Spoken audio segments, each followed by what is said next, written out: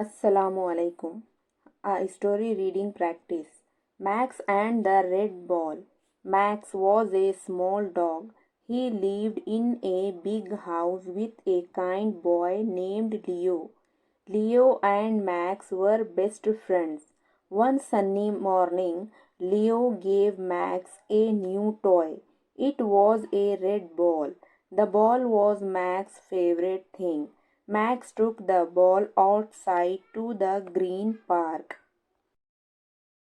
He ran very fast. The red ball bounced high in the air. Max jumped to catch it.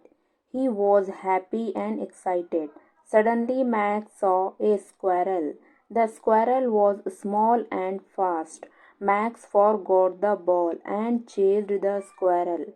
The squirrel went up a tall tree.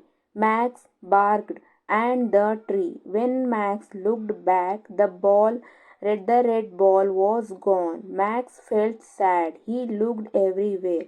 He looked under the bushes and near the big rock. No ball. Leo came to the park. He saw Max's sad face. Leo smiled. He knew where the ball was.